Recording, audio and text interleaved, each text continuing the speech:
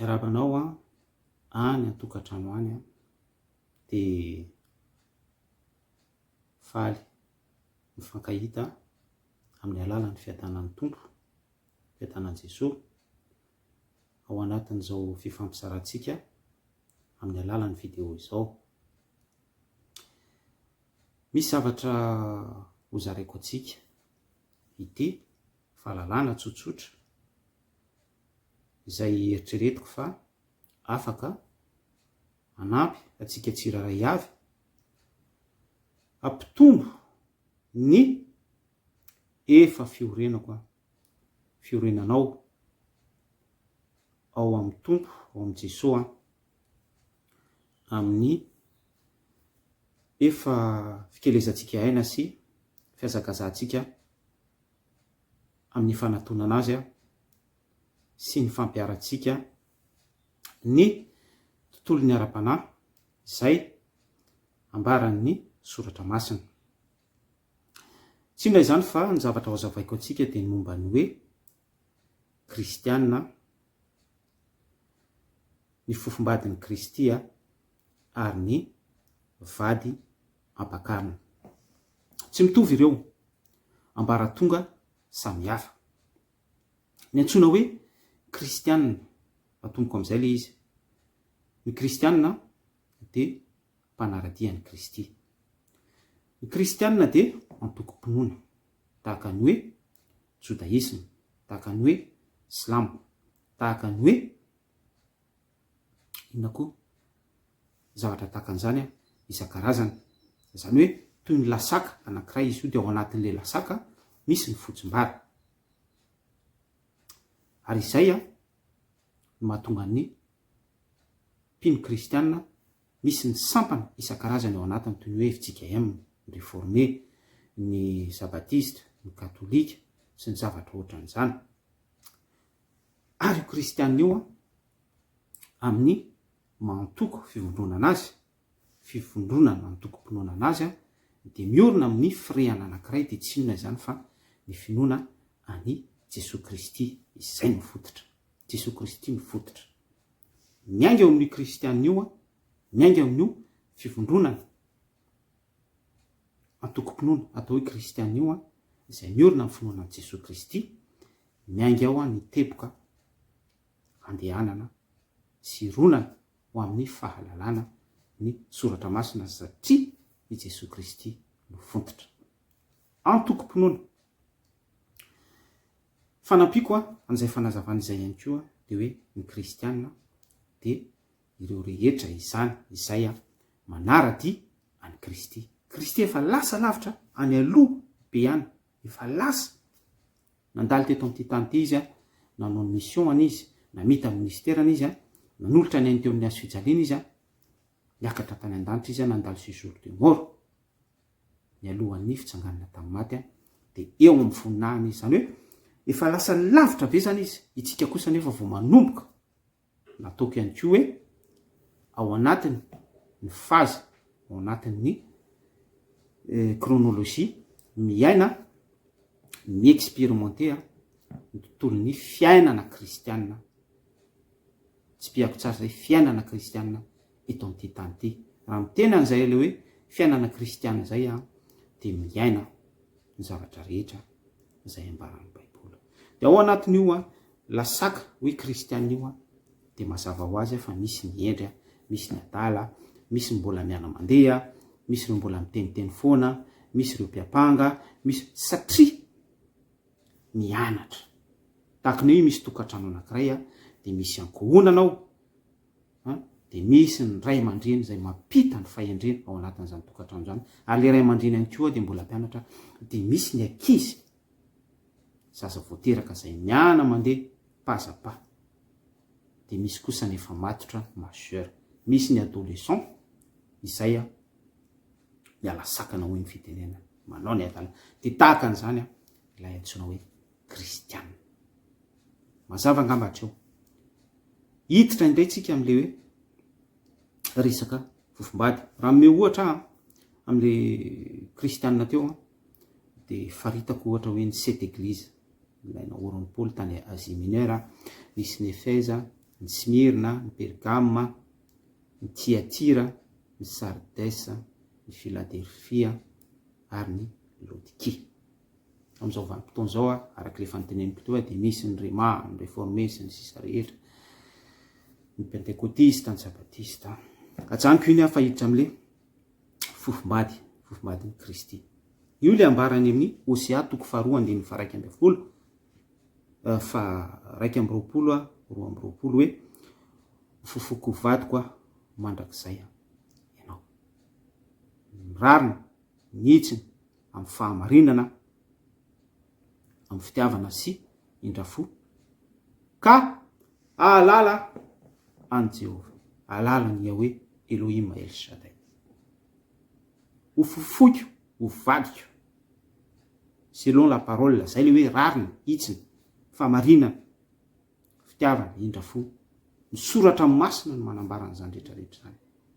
Selon la amour agapé, amour universel, la nanolora ny ainy teo amin'ny hazo fijaliana. Izay la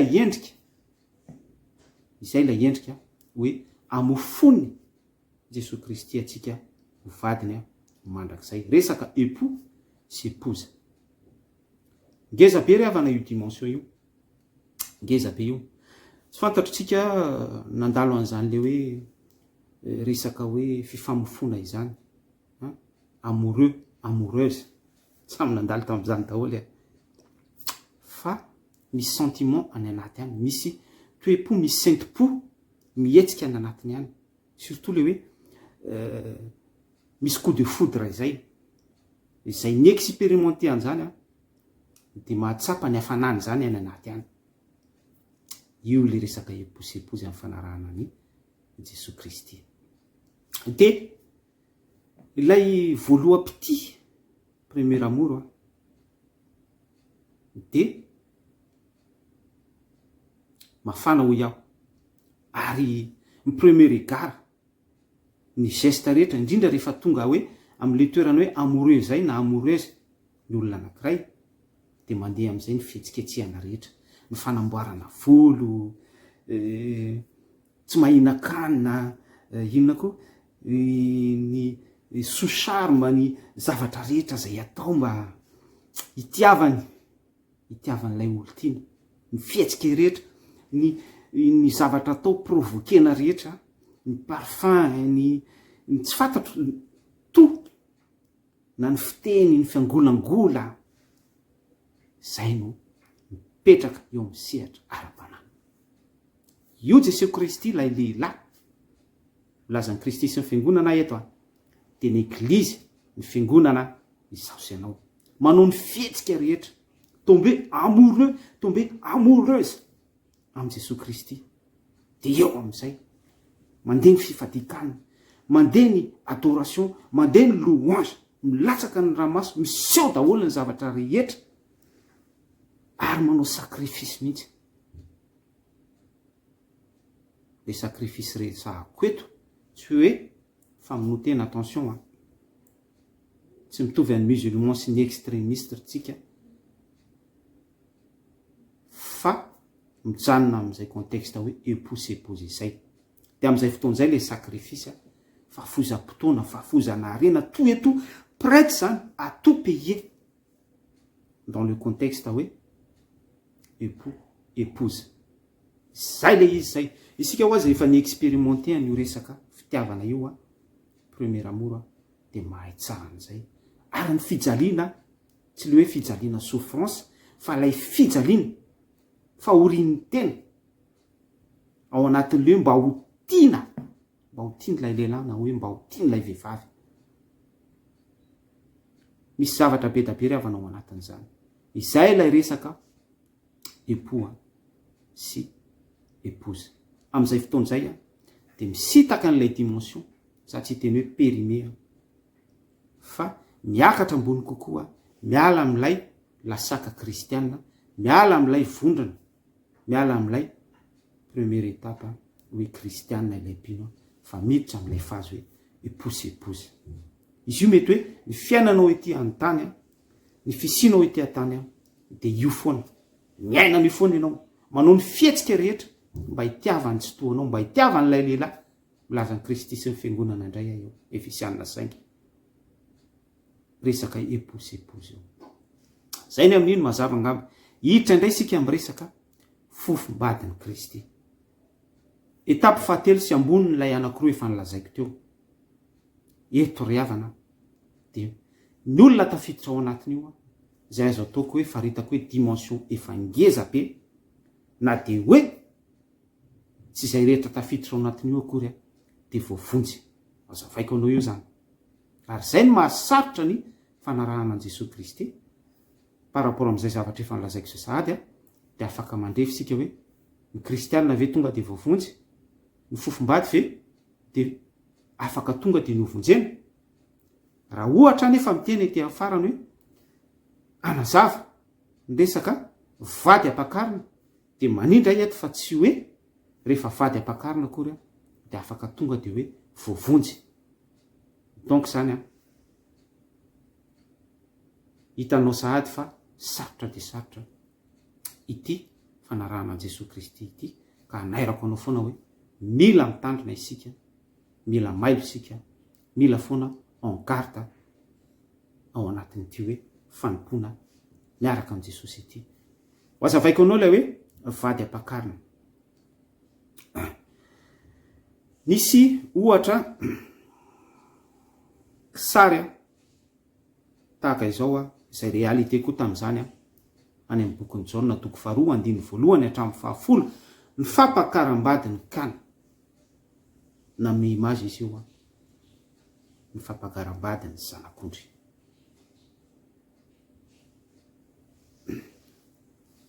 Tao anatin'izany dia nisy ny nanovany Jesosy Kristy ny rano tonga divay, ary ny olona izay tao anaty fanasana rehetra dia niaiky ny tsiron'izany divay, ilay rano navadiky Jesosy Kristy ho divay zany.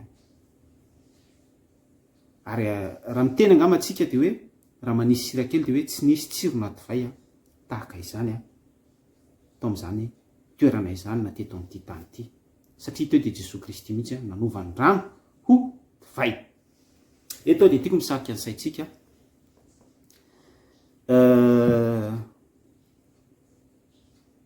ny amin'ny resaka Sainte Seine tao amin'ny efitra ambony nanoloran'i Jesosy Kristy, namanan Jesosy Kristy ny mpianatra tamin'izany vanim-potoana izany, izy 12 lahy. Bon, ataontsika côté ny resaka Jodasy. Dia nisy ihany koa ny namezan Jesosy Kristy ny mofo hoe ity ny tenako. Resaka transformation ilay izy, mofo transformen Jesosy Kristy hoe ity ny tenako. Ary ny divay miakatra le dimension tao amin'ny fampakaram-badin'ny Kana dia rano novain Jesosy Kristy ho divay. Dia niaiky ho iaho ny olona rehetra nasana tamin'izany vanim-potoana izany ny amin'ny tsirony divay.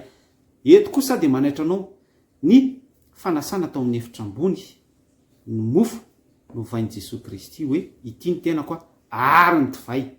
Miakatra izany le dimension, ity ny rahako izy. Ity ny rahako. Eto indray dia divay indray no novaina hoe ity ny rahako Jesosy Kristy no nanova. Resaka fampakaram-bady daholo ny tiana, resaka vady ampakarina avokoa no tsindriko amin'izany fanazavana rehetra izany. Ary ao anatin'io rano ho niova ho divay io izay tao amin'ny efitra ambony Sainte Seine, dimension ambony dia ambony, divay novain Jesosy Kristy hoe ity ny rahako dia misy resaka aina, intimité ry havana. Izay ilay vady ampakarina. Ary ny mpivady ny tenako manambady, manareo rehetra izay manambady dia mahafantatra tsara izany intimité izany, ny fifampizarana, union. Izay ilay hoe nofo iray any amin'ny Genesis famoronana, nofo iray ihany izy roa, ny lahy na ny vavy andao ny reniny ny ankonany dia hikambana amin'ny vadiny ary nofo iray ihany izy roa. zay le hoe vady ampakarina. Misy resaka aina anankiray, aina miampita lay saintsena ho iaho, ary ao anatin'izay misy ny intimité. Rehefa miresaka intimité a dia mahafantatra tsara atsika mpivady a, misy ny zavatra partagena, ny fahoriana, ny fifaliana, ny zavatra tsy maintsy arahana mizaka, ny solution tsy maintsy arahana mitady, ny épreuve lalovana rehetra miaraka daholo ao anatin'izany atao mpivady a, fa tsy hoe mpivady amin'ny saram-pandriana, mpivady amin'ny famaly, mpivady amin'ny famono ampoka reny, tsy mpivady reny. Na mety mpivady ihany fa ao amin'ny devoly, fa tsy mpivady amin'ny Kristy, fa nylesitsika eto dia le hoe vady ampakarina, vady ao amin'ny Jesosy Kristy. Ka eto le hoe vady ho ampakarina, tahaka an'le mazony ny apôstôly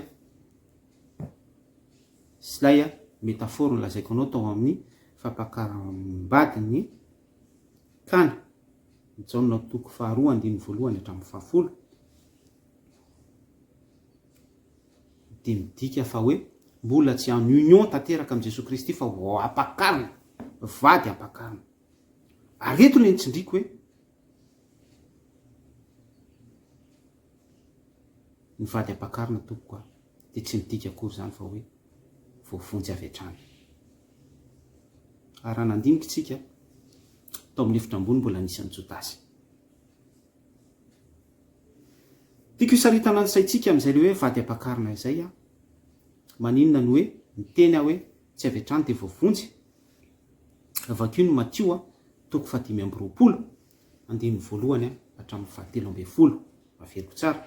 Matthieu 25:1-13 milaza ny amin'ireo vehivavy virgine 10, 5 endry 5 adala. Ireo dia samy nanana, samy nomena ilay solika tahiry dia tsy maizany ny fanamasana. Tahaka n'ilay tao amin'ny efitra ambony samy nomena ny Sainte Seine, ny mofo izay milaza ny tenan Jesosy Kristy ary dia mazava arak'izay fa raha nanaraka ny fanazavako anao tsy midika akory fa hoe rehefa vady ampakarina dia voavonjy. Zavatra telo nolazaiko teo kristianina, fofombady ary ny vady ampakarina. Niakatra hatrany ilay dimension ary nipresiseko tsara fa hoe na dia efa vady ampakarina ary tsy midika akory zany fa hoe voavonjy avy hatrany. Manaitra ny saintsika zany, aiza amin'ireo toerana telo ireo no misy anao isinao sy fiainana iainanao amin'izao vanim-potoana iainantsika izao. Anjaranao mamaly any am-pona ho any manaitra ny sainao sahady fa tsy mora riavana ny fanarahana an Jesosy Kristy, tsy mora ny fampiarana ny soratra masina, tsy mora ny miaina ny teny ny soratra masina. Ary raha ireo zavatra nambarako teo, raha nanontany anao teo hoe aiza ny toerana misy anao eo amin'ny fanaranao an Jesosy Kristy, anao ny mamaly, efa tafiditra ao amin'ny atao hoe kristianina ve anao, efa isan'ny fofombady ve anao, ary efa isan'ny vady ampakarina ve anao, napetrako ilay doute, ilay fisalasalana teo, izay fahamarinana hoe tao anatin'ireo dimension misonga anankitelo ireo dia mbola misy foana ny hoe mipetraka foana ny contexte hoe tsy midika akory fa voavonjy ianao, mahereza riavana. Tsy nataoko hoe ampalemy anao na hoe ampitahotra anao zany fanazavana zany fa kosa nozaraiko mba hahafahanao mandiny tena amin'ny fanarahana an Jesosy Kristy. Zay va dia mirarisoa antsika rehetra tahin'Andriamanitra tompoko. Veloma.